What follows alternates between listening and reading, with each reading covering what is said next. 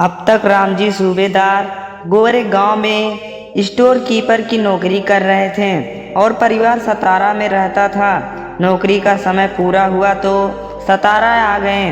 बच्चों के लिए अच्छी पढ़ाई और आजीविका के लिए वे परिवार के साथ बम्बई आ गए, जहां पर लोअर परेल की डबक चाल में रहने लगे।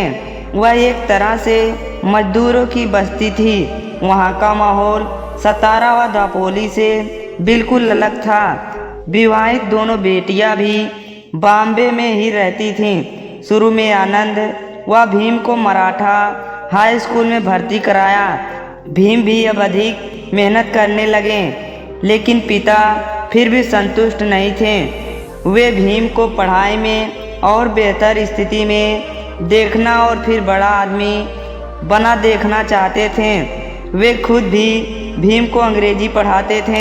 पिता के मार्गदर्शन में भीम ने हार्वर्ड की इंग्लिश रीडर तरखाड़कर द्वारा लिखी 3 किताबों का अध्ययन पूरा कर लिए। भीम अब पाठ्य पुस्तकों के अलावा अन्य कई विषयों पर किताबें पढ़ने लगे।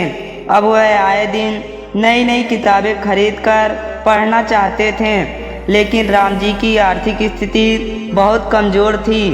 जब भीम की पसंद की किताबें खरीदने के लिए पिता के पास पैसे नहीं होते थे, तो बम्बई में ही रह रही अपनी बेटी के पास जाते थे। जब उसके पास भी नहीं होते तो उसे दिए गए गहनों में से एक गहना उधार ले आते थे।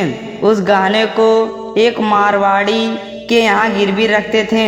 उस पैसे से किताब खरीद कर भीम को देते थे।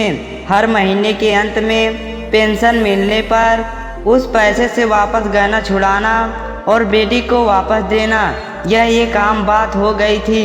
बहनें भी भाई की इच्छा को ध्यान में रखते हुए मना नहीं कर पाती थीं।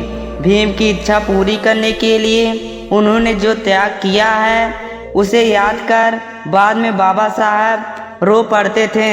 ऐसा वात्सल्य प्यार करने वाले पिता बहुत थोड़े बच्चों को मिलता होगा। मेरे शरारती व अल्हड़ स्वभाव के कारण मुझे उस समय उनके प्यार व वात्सल्य का मूल्य मालूम नहीं पड़ा।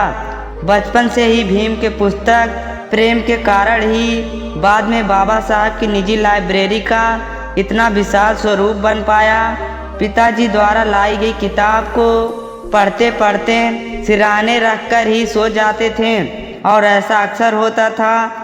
भीम के बालों की चोटी के तेल से किताबें भी चिकनी हो जाती थीं। नमो बुद्धाय।